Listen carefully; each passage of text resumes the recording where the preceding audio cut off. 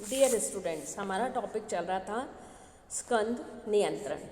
अब हम देखते हैं स्कंद नियंत्रण की तकनीकें या विधियां क्या हैं। टेक्निक्स या मेथड्स ऑफ इन्वेंटरी कंट्रोल। स्कंद नियंत्रण की अनेक तकनीकें एवं विधियां हैं, जिसमें हमने 4 तरह की विधियों को इसमें देखा है। फर्स्ट, न्यूनतम एवं अधिकतम या मिनीमैक्स तकनीक। सेकंड, पुनः आदेश बिंदु तकनीक। थर्ड, मितव्ययी आर्थिक आदेश मात्रा तकनीक। एंड फोर्थ, ABC विश्लेषण तकनीक। अब हम इसका अध्ययन करते हैं। पहला हम लेते हैं न्यूनतम या अधिकतम या मिनीमैक्स तकनीक। स्कंद नियंत्रण की इस तकनीक के अंतर्गत स्कंद की प्रत्येक मद का न्यूनतम एवं अधिकतम स्तर निर्धारित किया जाता है। स्कंद नियंत्रण की दृष्टि से प्रबंधकों को केवल यही देखना होता है कि स्कंद का स्तर निर्धारित न्यूनतम स्तर से कम तो नहीं हो रहा हो तथा अधिकतम स्तर से अधिक नहीं हो। स्कंद न्यूनतम सीमा से कम होता है तो संस्था में उत्पादन एवं विक्रय दोनों में बाधा उत्पन्न होने का खतरा रहता है। फलतः संस्था को स्टॉक स्कंद समाप्ति लागतें वहन करनी पड़ती है। इसी तरह से अधिकतम सीमा से अधिक स्कंद भंडारण करने से भी अनेक दुष्परिणाम हो सकते हैं। अधिकतम स्तर को प्रभावित करने वाले जो घटक हैं वो कई प्रकार के होते हैं, जिसमें भंडार की संग्रहण क्षमता, स्कंद की अधिप्राप्ति में लगने वाला समय, उपलब्ध कार्यशील पूंजी, स्कंद के अप्रचलन की संभावनाएं, स्कंद का विनाश, क्षति, रूप परिवर्तन, छीजत आदि के कारण व्यर्थ होने की संभावना, स्कंद संग्रहण की लागतें जैसे भंडार गृह का किराया, रखरखाव, संचालन, बीमा आदि, सामग्री के उपभोग की औसत दर, स्कंद के गुण एवं किस्म, स्कंद के मूल्यों में परिवर्तन की संभावना, सुरक्षा स्कंद यानी सेफ्टी स्टॉक की मात्रा। स्कंद का अधिकतम स्तर वह होता है जिससे अधिक स्कंद संस्था नहीं रख सकती है। अधिकतम स्कंद स्तर की गणना हम निम्न सूत्र से कर सकते हैं। Maximum level is equal to reorder level plus reorder quantity, minimum consumption rate multiply by minimum reorder period, या maximum level is equal to minimum level plus EOQ। इन सूत्रों के अनुसार हम इसको देख सकते हैं। न्यूनतम स्तर को प्रभावित करने वाले घटक। स्कंद के न्यूनतम स्तर में का तात्पर्य उस स्तर से है जो सदैव भंडार गृह में रखा जाता है तथा स्कंद की इस स्तर से नीचे नहीं गिरने दिया जाता। न्यूनतम स्कंद स्तर निम्नांकित बातों पर ध्यान में रखकर निर्धारित किया जाता है। स्कंद की औसत उपभोग दर, स्कंद की लागतें, स्कंद की अधिप्राप्ति का समय, पुनः आदेश की सीमा, आपूर्ति स्रोतों की विश्वसनीयता, स्कंद की प्रकृति, तैयार माल की आकस्मिक मांग, सुरक्षा स्कंद की मात्रा। न्यूनतम स्कंद स्तर की गणना भी हम एक फार्मूला से कर सकते हैं। मिनिमम लेवल और safety stock is equal to reorder level minus normal consumption rate multiply by average reorder period. यानी मिनिमम लेवल, इसको दूसरे तरीके से भी देखा जा सकता है कि मिनिमम लेवल और safety stock is equal to reorder level minus normal usage during lead time. औसत स्टॉक तथा औसत पुनः आदेश की गणना भी हम एक फार्मूले से कर सकते हैं। Average level is equal to maximum level plus minimum level upon 2, या average reorder period maximum period plus minimum period upon 2। तो इस तरह से हम इसके न्यूनतम आपके जो भी स्टॉक का या न्यूनतम स्टॉक का हम इस तरह से गणना कर सकते हैं। सेकंड, इसमें आता है पुनः आदेश बिंदु स्तर या रीऑर्डर पॉइंट और लेवल। पुनः आदेश बिंदु भंडार गृह में स्कंद का वह बिंदु है जिस पर पहुंचते ही स्कंद के क्रय के पुनः आदेश देने की कार्यवाही प्रारंभ कर देनी चाहिए, ताकि भंडार गृह में स्कंद न्यूनतम बिंदु के नीचे जाने वाले पहले ही नए स्कंद की अधिप्राप्ति हो सके। पुनः आदेश का स्तर कई बातों को ध्यान में रखकर किया जाता है। फर्स्ट इसमें आता है प्रतीक्षा या अग्रता अवधि यानी लीड टाइम। प्रतीक्षा या अग्रता अवधि वह समय है जो स्कंद के आदेश को तैयार करके भेजने यानी ऑर्डर प्रमोशन लीड टाइम, आदेशानुसार स्कंद को प्राप्त करने यानी ऑर्डर सप्लाई टाइम तथा स्कंद का लेखा करने के बाद उपयोग करने के लिए उपलब्ध होने यानी डिलीवरी लीड टाइम में लगता है। अतः प्रतीक्षा अवधि की गणना इन तीनों प्रक्रियाओं के में लगने वाले समय को जोड़कर की जाती है। सेकंड में इसमें आता है यूजेज रेट यानी उपयोग दर। यह स्कंद की वह दर या मात्रा है जो प्रतिदिन कारखाने का निर्माण प्रक्रिया में अथवा ग्राहकों की आपूर्ति करने में लगती है। यह दर स्कंद के वार्षिक उपयोग की मात्रा में 360 का भाग देकर ज्ञात की जाती है। फॉर एग्जाम्पल, एक कारखाने में किसी स्कंद मद की 36,000 इकाइयाँ प्रतिवर्ष उपयोग में आती हैं तो प्रतिदिन वो 100 इकाइयाँ ही होंगी। तो इस तरह से ये उपयोग दर हो गई। थर्ड इसमें हम लेते हैं सुरक्षा स्कंद यानी सेफ्टी स्टॉक। व्यवहार में स्कंद की आवश्यकता का सही अनुमान लगाना बहुत कठिन होता है। इसका कारण यह है कि स्कंद की मांग में आकस्मिक परिवर्तन होता रहता है।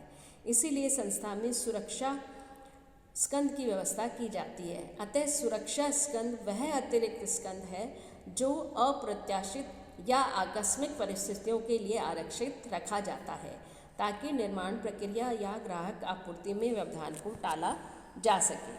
तो सुरक्षा स्कंद की गणना स्कंद के उपयोग या स्कंद की मांग के आधार पर की जाती है। सुरक्षा स्कंद की गणना करने के लिए सबसे पहले उन दिनों की संख्या की निर्धारित करनी पड़ती है जिन दिनों के लिए सुरक्षा स्कंद रखा जाना है।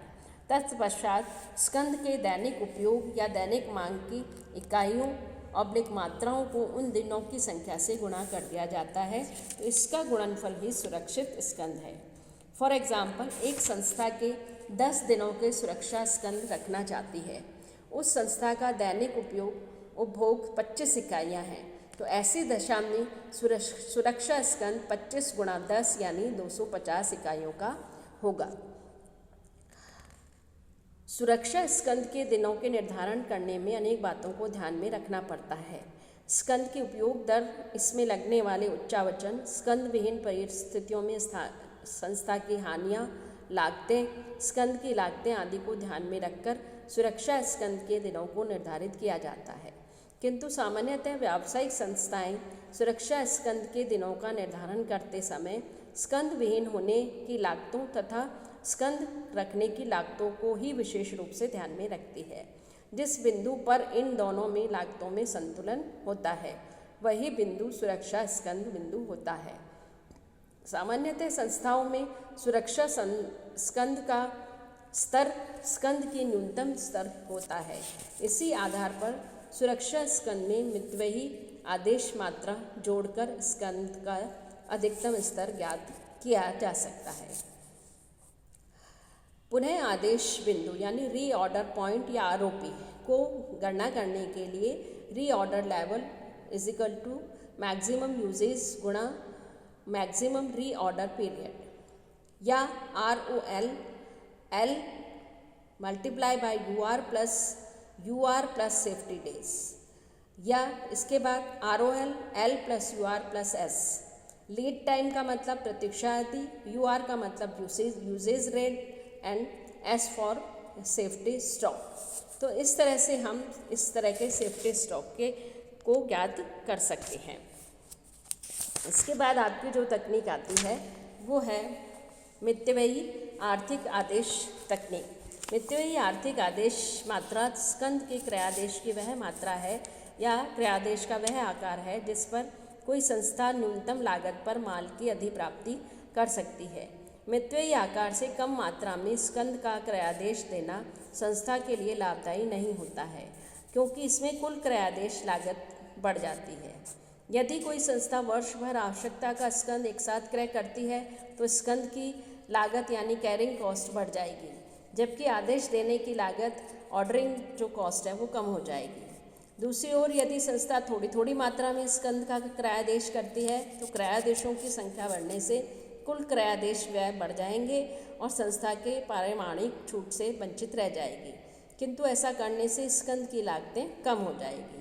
इस प्रकार स्कंद की लागतों तथा स्कंद की लागत में ऋणात्मक या परस्पर विरोधी संबंध होता है।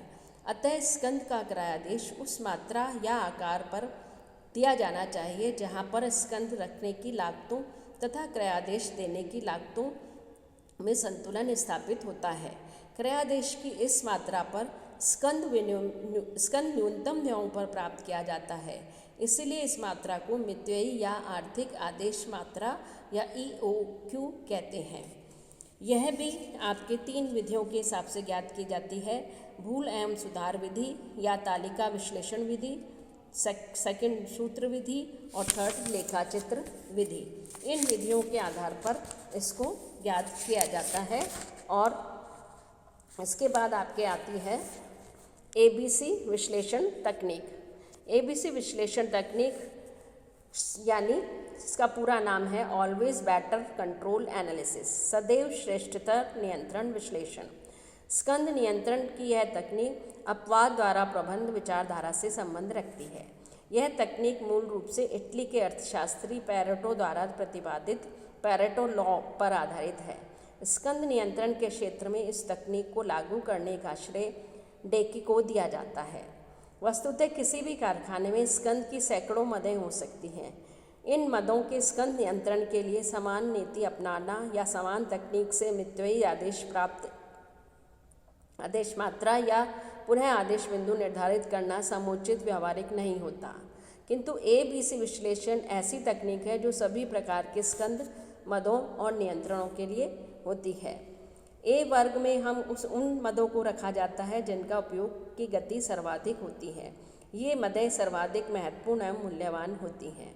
ऐसी मदें कुल स्कंद मात्रा की में 10% तक होती है और कुल स्कंद मूल्य के लगभग 70% तक होता है। C वर्ग, इस वर्ग में हम स्कंद मदें सम्मिलित की जाती हैं जो सबसे कम महत्वपूर्ण होती हैं।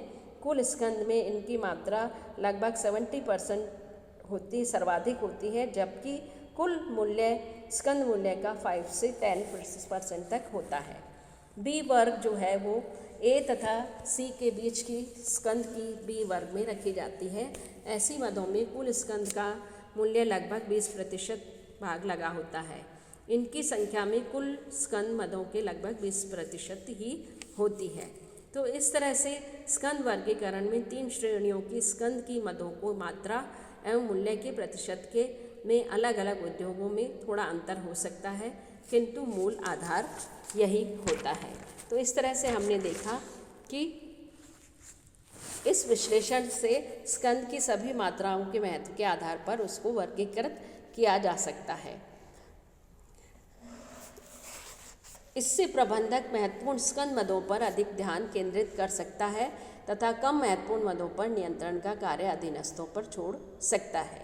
इस विधि में चुनी हुई अधिक महत्वपूर्ण स्कंद मदों के नियंत्रण पर अधिक ध्यान दिया जाता है। इसीलिए इस विधि को चयनात्मक स्कंद नियंत्रण अथवा महत्व एवं अपवाद द्वारा स्कंद नियंत्रण विधि भी कहा जाता है। तो ये हमने देखा, ये इसकी विधियाँ में हमने ये